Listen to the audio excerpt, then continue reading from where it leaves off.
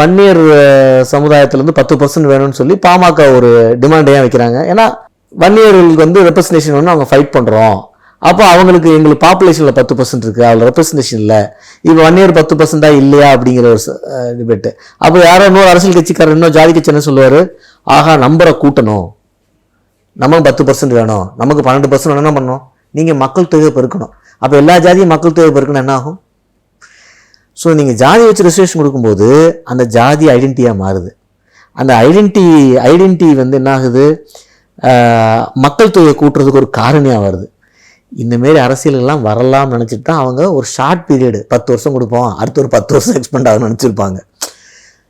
இன்றைக்கும் அதுக்கான தேவை இருக்குன்னா தேவை இருக்குது. ஆனால் இந்த மெத்தடில் பண்ணாமல் வேற ஒரு மெத்தடில் பண்ணணும்னு தான் நானும் யோசிக்கிறேன். ஸோ இந்த தீர்ப்புலையுமே நீதிபதிகள் ரொம்ப ஒரு அற்புதமான ஒரு விஷயத்த சொல்லியிருக்காங்க. அவர் கேட்டதை கொடுங்க, ஆனால் அதே நேரத்தில் அவர் ரிசர்வேஷனை கேட்கக்கூடாதுன்னு சொல்கிறாரு.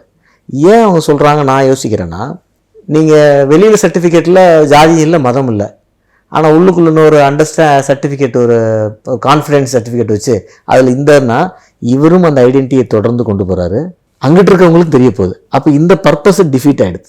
ஏன்னா ரிசர்வேஷன் ஜாதி அடிப்படையில் அமைஞ்சிருச்சு. ஒரிஜினலாக கிளாஸ் அடிப்படையில் தான் இருந்துச்சு, ஒரு பழக்கத்தில் ஜாதி அடிப்படையில் வந்துருச்சு. கான்ஸ்டியூஷனில் காஸ்ட் கிடையாது, இட்ஸ் அ பேக்வர்ட் கிளாஸ், அப்படி தான் வருது. ஆனால் அது பழக்கத்தில் எப்படி ஆயிடுச்சு? ஜாதி அடிப்படையில் வந்துருச்சு.